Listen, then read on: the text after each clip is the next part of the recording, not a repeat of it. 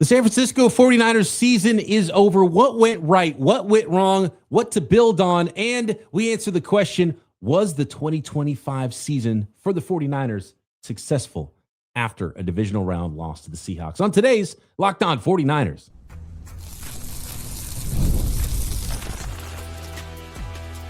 You are Locked On 49ers, your daily San Francisco 49ers podcast, part of the Locked On Podcast Network. Your team every day. Welcome to Locked On 49ers. Brian Peacock and Eric Crocker at BD Peacock at Coach Crocky. Thanks everybody for making us your first listen of the day, and thanks for making Locked On the #1 sports podcast network. A lot to get into on today's show. We're looking back at the 2025 season, kind of evaluating, was this season a success? Was it a disappointment in the end, or was it extremely successful for where the expectations should have been for the 49ers and a second round playoff exit after a 12-5 regular season? Croc, I think what we're seeing a lot is, as far as the 49ers fan base goes, and probably inside the organization, I think the biggest picture, only one team is happy in the end, right, Croc? And every other team is upset and does not like how their season ended. 10 coaches got fired, Croc. That's insane. A third of the league is looking for a new head coach after the season. The 49ers are not one of those. And I've seen some 49ers fans that are pretty upset in the 24 hours after exiting the playoffs in really embarrassing fashion. They want coaches gone. They want GMs gone.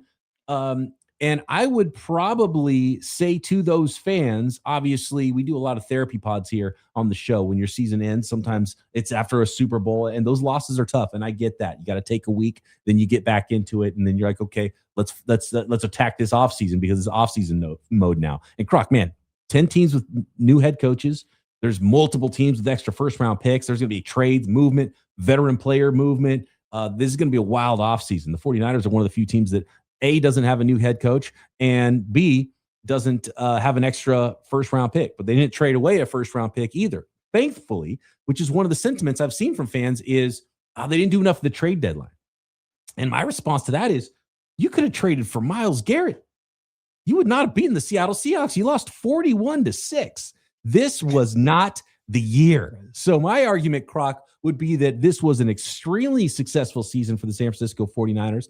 And the fact that they got to beat the rival Philadelphia Eagles in a playoff game is a massive success. And if your expectations were more than that, I think you need to reevaluate where your expectations were, because those expectations needed to change from what you thought the 49ers could be to start the year to where the 49ers were late in the year. The fact that they made the playoffs, was kind of insane.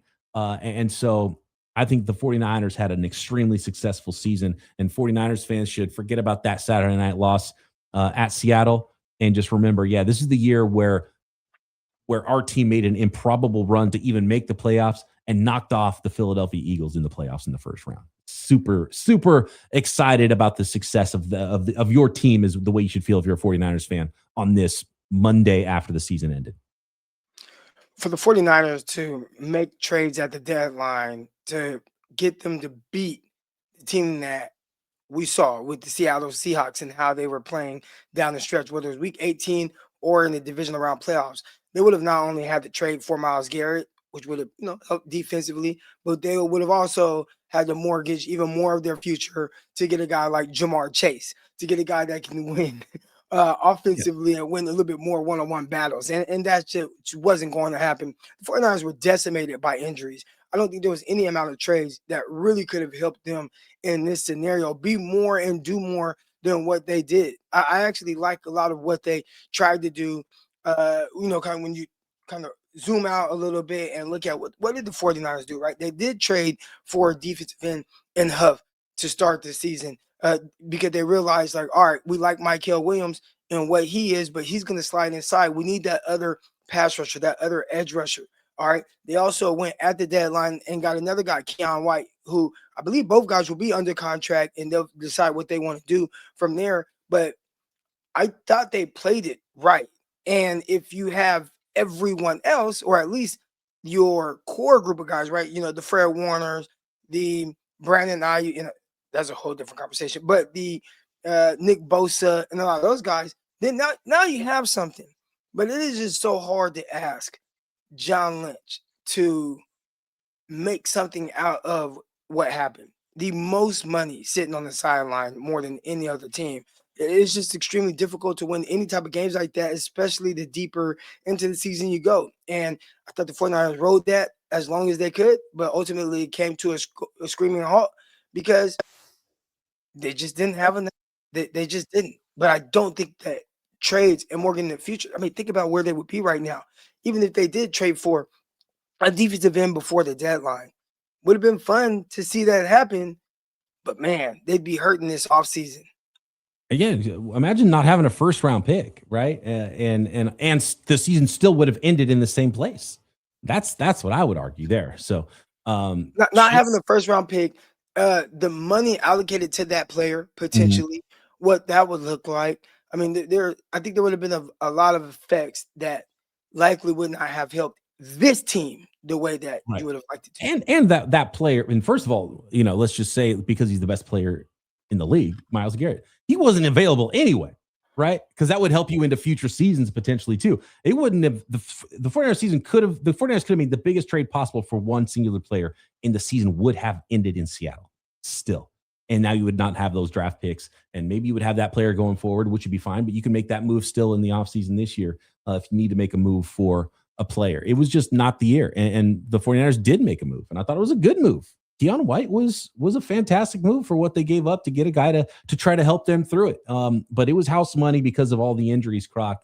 And the question becomes how much of what this team has been built on foundationally is important to the 49ers into the future, right? And that's where things get a little bit more bleak is, okay, 30-year-old Christian McCaffrey, who just had the most. Let's start there with Christian McCaffrey, because this is where things do get somewhat dark for the 49ers. And actually, I'm going to bring something up on the screen here if I can find it. Give me a second. But Christian McCaffrey was I got to find the exact number here. And now it's eluding me here. Thanks to Matt Harmon, who posted this up a little bit earlier today. Christian McCaffrey had 480 intended touches. Intended touches means targets through the air and rush attempts, because obviously you don't actually catch every pass that's thrown your way. 480 intended touches for Christian McCaffrey is tied for fourth since the year 2000, tied with Arian Foster's 2012 season with 480 targets plus rushing attempts. And the only seasons where there were more intended targets were 2014 DeMarco Murray for the Dallas Cowboys, Eddie George in 2000, which was like just a completely different era of workhorse back that almost doesn't exist anymore. And then Saquon Barkley last year, in fact, had 494 intended touches. And you start to go down this list, Croc, and this is the part where, and I'll share the screen for our viewers that are watching on YouTube, because there is, we allow that. There we go. Okay.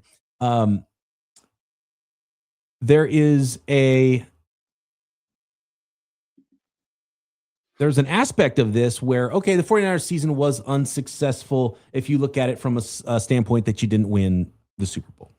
I don't look at it that way. But how much of what the 49ers have done can you count on into 2026, 2027, and beyond, and how this team is built currently and how they've been good in 2019, 2021, 2023, right? You look at this list of players that have touched the ball that much, Croc, and it's a list of guys that had future ACL injuries, guys that their careers fell off a cliff, guys that played 6-8 games the next season. DeMarco Murray in 2015 played 8 games. Saquon Barkley was a much different player this year than he was last year after all those touches, although still was a 1,000-yard back. It's one of the most successful follow-up seasons to the names on this list. And so you really Le'Veon Bell almost never played again after his 2017 season. He's number 11 on this list. He held out the year after, didn't play at all, and then He had like 500 yards the rest of his career after that. LaDainian followed up the 2002 season with an MVP season in 2003. That was the biggest like success story, but that's one in 14, right? And so it's a bleak picture of how the team is built and how you can count on the same players, an Achilles with George Kittle going forward, right? So how much of the roster can you count on going forward, 38-year-old Trent Williams, Croc, as you stand here looking at the offseason? How much of the old guard and that old foundation can you count on, in your opinion? Well, I think that's the question that we've been asking now for the last couple of years. How much longer can you count on Trent Williams? How much longer can you count on George Kittle? How much longer can you count on Christian McCaffrey? And I think with a lot of what they're doing, they're really kind of defying the odds as opposed to doing something that we should actually expect. You know, Christian McCaffrey was kind of getting to a point where, especially before the season, his body's kind of feels like it's breaking down a little bit. At what point is it going to really start to derail the 49ers? And it didn't this season. So now you start to look to next year. It's like, well, there's a lot of wear and tear on his tires, and you would have liked to be able to truly take advantage of that in the season like that. And they didn't. Regular season, they did. And I think he was a huge part of their success.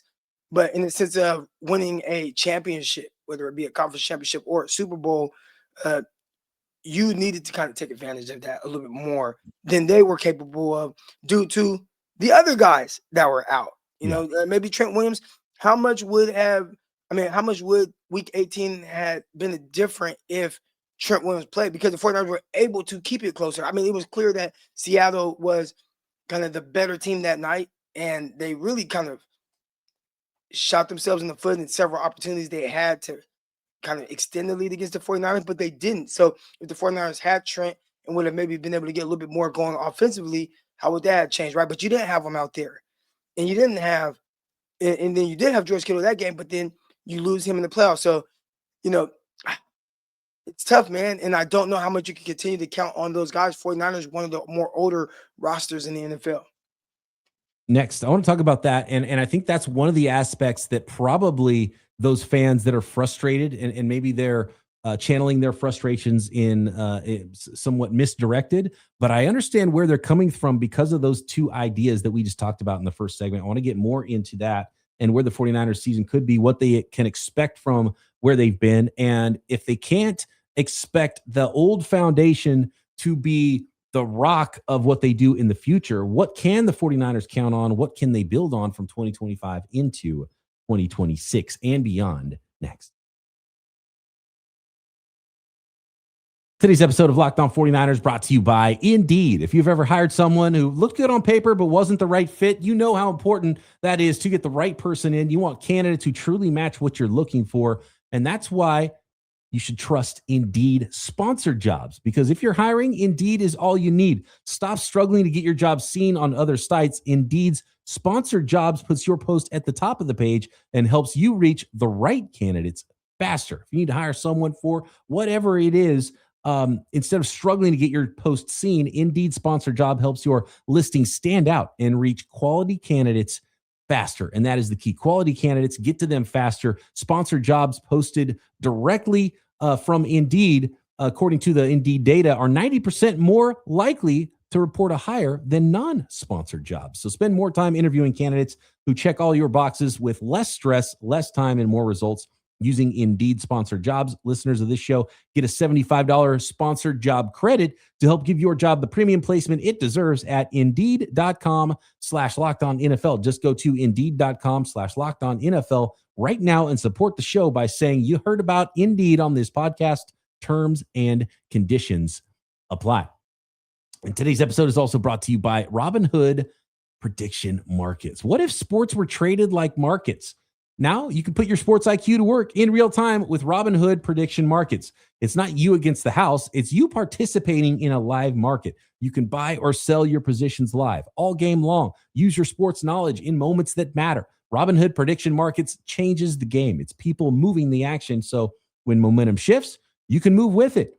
You always know the game, right? But You never had a dynamic way to apply it and apply that knowledge. Now you can take part live in a market powered by the people. You're no longer just a spectator. Play by play, you decide. Trade every play with Robinhood, now available across the U.S. Download the Robinhood app now to begin. Futures and cleared swaps trading involves significant risk and is not appropriate for everyone. Event contracts are offered by Robinhood Derivatives LLC, a registered futures commission merchant and swap firm. All right, Croc. So on one hand, we said this was not the team to go all in on because of the injuries that hit the team, and it was not the same team, and it was adjusted expectations of what you thought it might have been in the offseason. Then they also said, well, gosh, this was actually a team that you needed to go all in on because of the age of Trent Williams and Christian McCaffrey and George Kittle and winning while you have those foundational older pieces. And I think that's where the frustration comes in, because if Kittle was healthy all year, and if Brandon Ayuk or whatever other player was a legitimate wide receiver one for the 49ers, and Trent Williams was healthy and Brock Purdy was healthy all year, then you go into and Bosa and Fred Warner, obviously the two biggest ones, are not hurt. Then you go into trade deadline like, yeah, we're a Super Bowl team.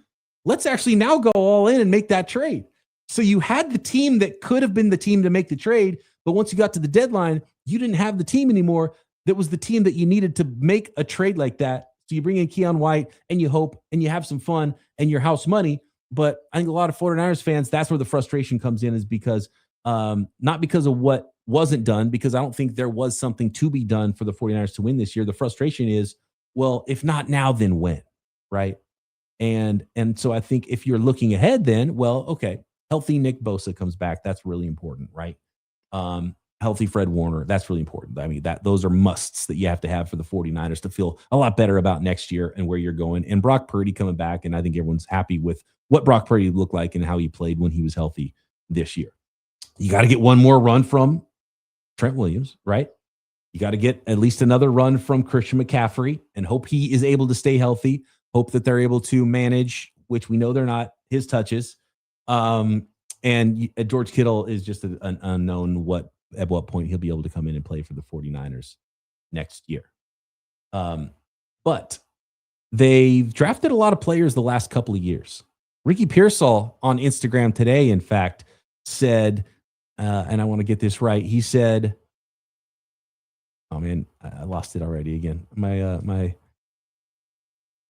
notes are all, here we go. Ricky Pearsall on Instagram said, grateful for every moment and all the people a part of it. Coming back different. Keep that same energy. Okay. So he hears some of the haters. Ricky Pearsall is going to come back different next year. Is he the wide receiver 1 for the 49ers? Is he at least a wide receiver 2 for the 49ers? I kind of liked what I saw in limited carries from Jordan James. Is he the backup running back for the 49ers next year? And potentially one play away from being the starting running back for the 49ers next year. They got some draft picks to add to it, right? I love what I saw from CJ West. Kind of up and down season for Alfred Collins, but I see the vision of what they hoped they could get from him. Mikel Williams back. Reports are everything's on track with his ACL injury and his return. And Upton Stout had he was the rookie of the year for the San Francisco 49ers, I think. So you look ahead, what can you build on from the San Francisco 49ers team? And is this a team that, with the young players from the last couple of drafts put together with the old guard, can they still be that team that comes into week 1, Croc, as potentially the favorite with a draft pick here and there and maybe a trade or a free agent here or there? You mentioned this by starting off talking about Ricky Pearsall. I did have a message from Tanner Hendrick on Instagram, and he kind of further explained some of the things that Ricky Pearsall was going through. All right, so I definitely wanted to make sure I spoke on that. I think I told him, I was like, I'm going to bring that up on the podcast because I think I don't want to say a little too hard on him about like being soft and playing through this. It kind of was weird hearing him say, I need to learn how to land on my knee that's bothering me. But he basically said he has a PCL sprain the PCL is the ligament that prevents the tibia from being displaced backwards in relation to the femur when the tibia is impacted from the front, especially while the knee is bent. So when Pearsall is talking about figuring out how to land on his knee. It's not a pain tolerance issue, which I alluded to. It's similar to having a player try to pivot while running when he has an ACL injury. So, and there was more that he said to it. So I kind of wanted to apologize to our guy right. for being into exactly what he was feeling. The thing in the space that I come from is in the NFL, in football in general, guys get hurt, guys get banged up, guys have a lot of things. I mean, how many times have we heard of a guy playing through something and having to get surgery after the season? So this is very familiar in the NFL, and you have to figure out how to play through it. And he did in the divisional round game, but there were games prior to that where maybe he just didn't feel comfortable or didn't know how to. But I would have liked to see him push through in those. In a perfect world, he didn't. Awesome NFL player, like longevity, think about yourself, all those things. But I think that's where I was coming from. But I love that Mr. Tanner Kendrick, really educated me on exactly what. And again, there was more in the message that he sent. But shout out to the listeners. I read the messages and definitely appreciate any time I'm able to learn something from you all. What's it? Just looking back at the 2025 season, Croc, did you feel like you saw a team that was only hampered by injuries from being a Super Bowl contender? Like if you had to write a short story of the 49ers and like you're talking to your grandkids in 20 years and they're like, hey, Grandpappy, tell me about the 2025 49ers. What are you going to say about it? I think when you look at this season, you look at last season, there's always going to be something. And you have to figure out how to deal with some of these. I think this year it was a lot more than you would expect. But the previous year, man, there were a lot of different things the 49ers were going through as well. Now, if you tell me they just have everybody, then I think that they figure out a way. And when I say everybody, I mean just the big guns, your highest paid guys. If you have those guys out there and they don't miss the amount of games that they did, I do think you could have gotten different results. But there were always going to be challenges. If you go back and listen to some of the late preseason episodes, I'm pretty sure we talked about what our expectations were for the 49ers in this season. It was, hey, they're going to win a lot of games because we believe the schedule permits them to win a lot. And I think that we saw that play out with the injuries that they had, being able to win a lot of games. And that's not to diminish some of the teams they played. They played some awesome games and beat some teams as well. But we knew that that may be something that potentially could kind of hold them back.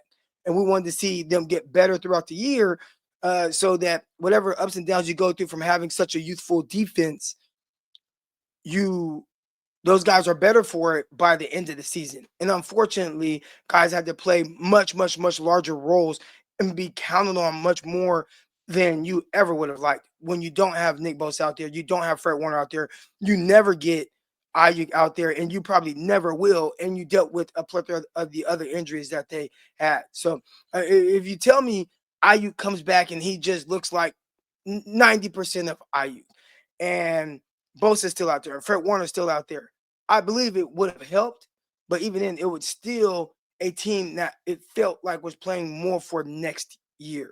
Yeah. It felt like a team that, if healthy, and we've seen what this similar build of team looked like healthy, and it was the 2023 49ers. And they came as close as you can to winning a Super Bowl in overtime and losing, right? And then you start stripping stuff away from that is where we've gotten now with this one, and maybe a soft reset before the season. And so expectations should have been a little bit lower from that. And then the injury luck on top of everything else absolutely just squashed any of those expectations, at least. But you rattle off wins, and you rattle off 6 straight wins, closing out the season, and you have those things. It creates this sense of you can do it. And I fell into that. Remember, I was very hesitant throughout the year to crown the 49ers because I'm understanding what they're fighting against with a lot of the injuries. And I'm like, this is not the team. This is not the team. And they win 6 straight, and I'm like, what the hell? Who am I to count the 49ers out? They keep winning. Because they keep winning. Yeah. Yeah. And then you see them play against, but even then, they played against Philadelphia, and they beat them with all the challenges that they have on the road. Like, you went into Philly and won that game. So there is a lot to be proud of because I think it was always an uphill battle for the Niners. It wasn't the, one of these other teams where everybody's healthy. You got, everybody's cooking. You got veterans on offense, defense, everything great. I mean, it just wasn't that situation. I think they maximized a lot of what they could have been. Injuries. Right. What not to bring into 2026 from 2025 next.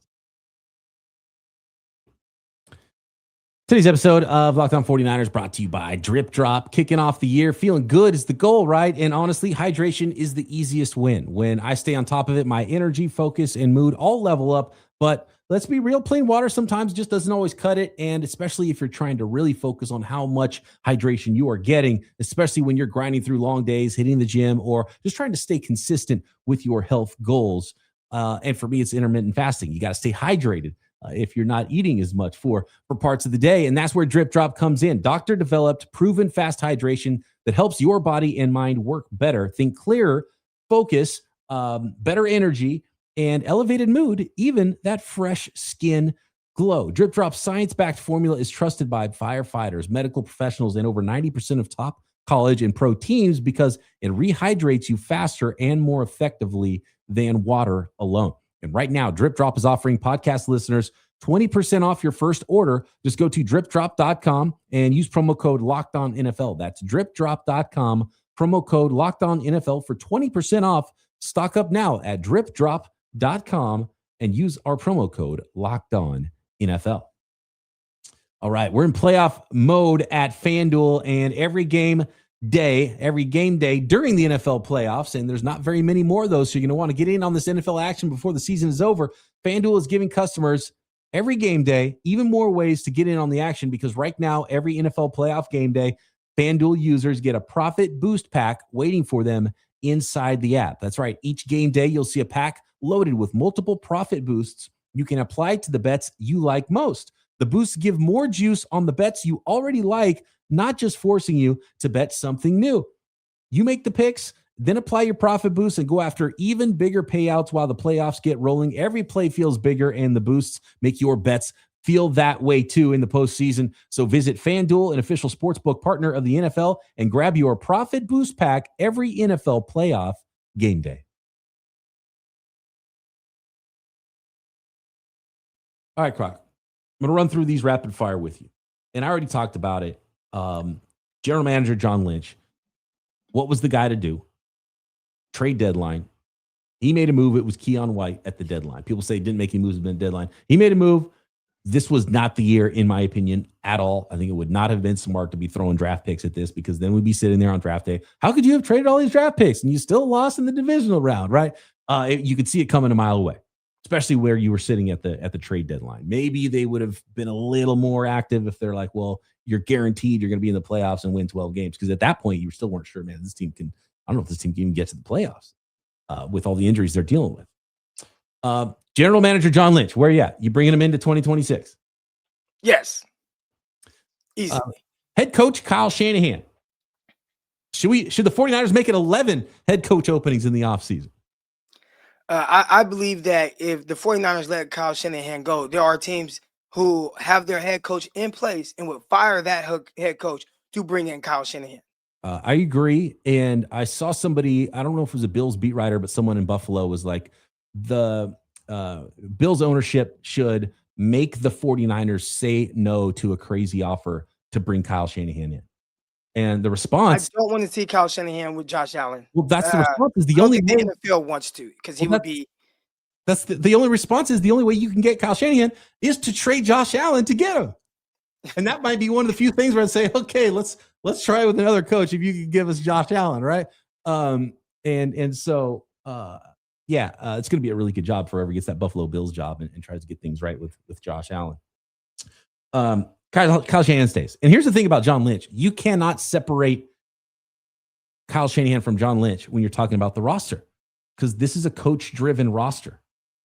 So everything you get mad at John Lynch about and say you want to fire him, you're getting mad also at Kyle Shanahan. And Jed York's not going to walk in and say, Kyle, guess what? As soon as the season ends, shut your mouth, and whatever the GM gets you, you coach him. That's not going to happen, right? Kyle Shanahan is the head of the pyramid. He's in charge. The coaching staff is in charge of so much when it comes to deciding which players the 49ers draft. So you can't separate the two and say, oh, these draft picks were messed up. You got to fire John Lynch. No, because the coaching staff is too ingrained in every single draft pick and in a lot of ways even more responsible. And the way I understand it is the front office works somewhat similar to the front office and scouting staffs, gets all their information together, and they pick players for the coaches to look at. And then the coaches decide which of those players they wanted to draft in a very simplified form. So, yeah, you can't separate. I think that's a healthy way to do it, as opposed to, because if I remember correctly, 2017, Chip Kelly 16. wanted to draft Dak Prescott, and Balky was like, "No." That was it. Get the quarterback, get the guys that the coach wants. Yeah, right. But then some coaches are bad at evaluating, and so what do you end up with? A bad roster. And what's crazy is some coaches are good at evaluating until they're bad at it. And we saw that in New England with Bill Belichick for years. Bill Belichick was one of the worst GMs in the NFL at the end of his tenure, but he was awesome for a long time too. And I believe that the 49ers have a really good recipe and balance with Kyle Shanahan and John Lynch. And I think they field one of the most competitive teams year in and year out. And they figure out ways to make the money work. Obviously, I think you, myself, the fan base are always going to find areas where it's like, I would do this different and I would do this. But ultimately, it's hard to complain with a lot of results the 49ers have, as opposed to, I mean, aside from like just not winning at all, but how competitive the team is year in and year out. You can't really argue with a lot of the moves that they've made.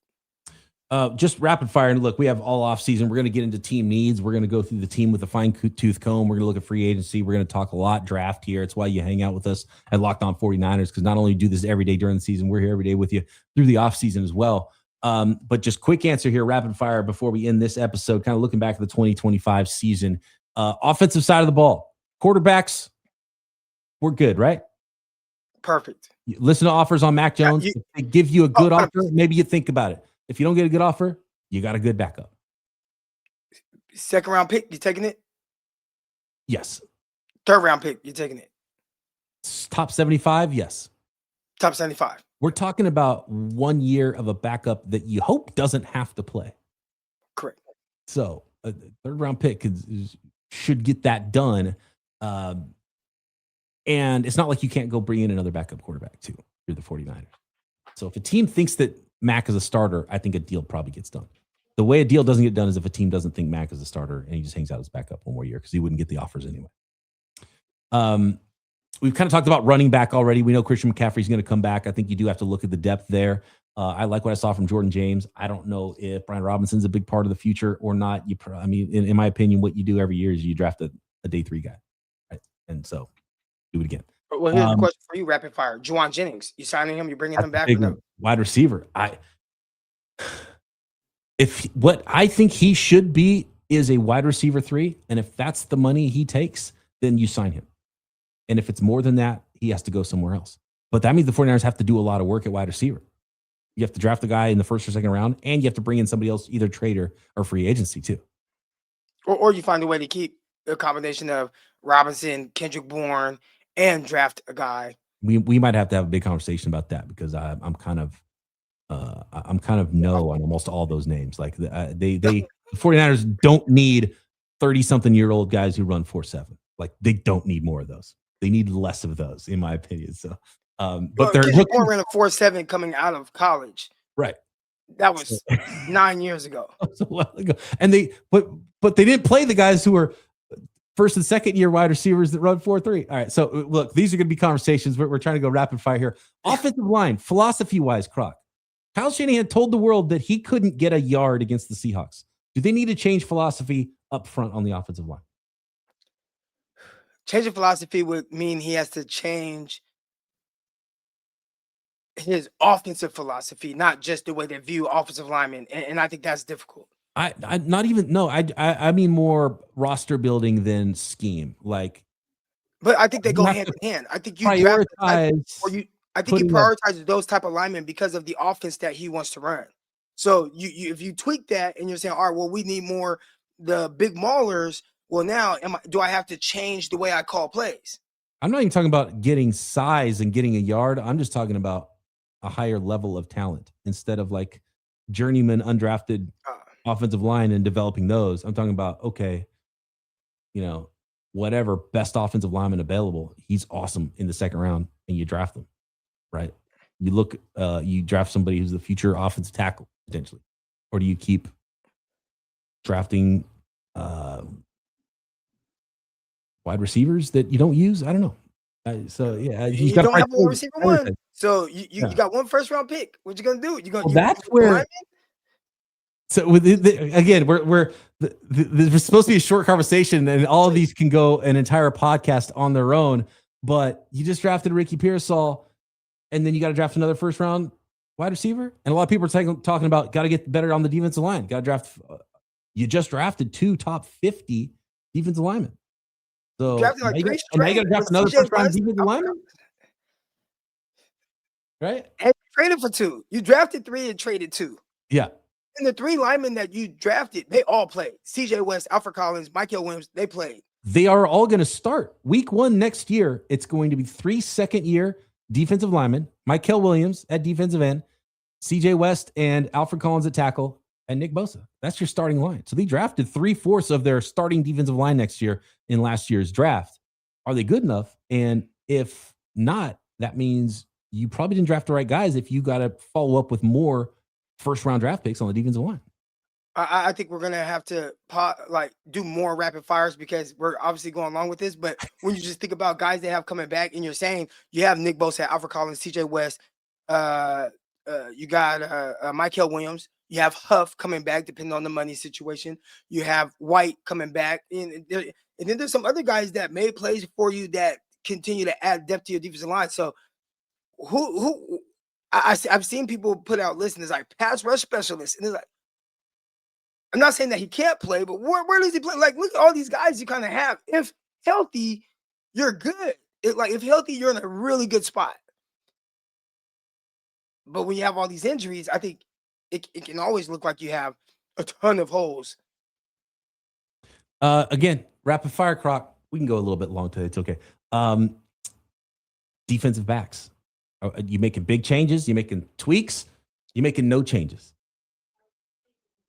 You have to find a safety, and you let the others duke it out. All right, you guys fight for top spots. So Jair Brown, depending on what happens with him, but Jair Brown, Siegel, Mustafa, the journeyman guys like Pinnock. You guys figure it out. I need a first round safety. Oh. Okay, so no receiver, no offensive line, no defensive line. We're going first round safety.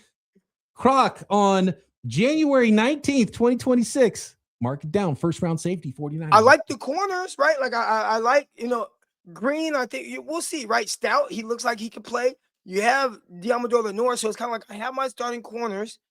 Linebackers. You got Fred Warner coming back. D. Winter's flying around. We didn't get to talk a whole lot about him, but I mean, he was flying around like a bat out of hell. Like, I love the way that he played. So it looks like he's taking that next step. But that safety spot, and it's like these guys that just, like, who's the guy? And I think that guy is, So if any first-round pick right now, again, as I'm speaking now, I would love to go O-line for sure. I would love to go safety for sure. And I would love to go receiver. So you have to figure that out. I think that's in short terms, this offseason when it comes to the draft, the 49ers need to find a player that they can draft in the first round that is the guy, instead of just drafting a player that in a couple of years is like, oh, he's a pretty good player at that position. Draft the guy. Might need to find a guy to coach their defense. Robert Saleh interviewing for all of those 10 jobs. 2 of those jobs have now been taken in the NFL. So the 49ers might be looking for a defensive coordinator as well. Who knows? Clay Kubiak taking some interviews. They might need another assistant offensive coordinator as well. I say assistant offensive coordinator. He's officially offensive coordinator, but we know Kyle Shanahan calls the plays. A lot to get to in this offseason. Let us know what you think. What are you bringing into and what are you not bringing into 2026 from 2025 at BD Peacock, at Coach Crocky in the YouTube comments. Hit us up on the Discord server as well. And if you don't know about the Everydayer Club, check it out, lockedon49ers.supercast.com, or click the link in the show notes. You can get a ad-free audio feed of Locked On 49ers compatible with Apple Podcasts, Spotify, and every other major podcast app. An invite to the members-only Locked On Everydayers Club Discord, which includes group chat. I'm in there. It's been a lot of fun getting that thing going, and it's going to be growing throughout the offseason. So check that out again in the show notes. The Locked On 49ers Everydayer Club, and Croc and I back Winky Wednesday style tomorrow right here. Locked On 49ers.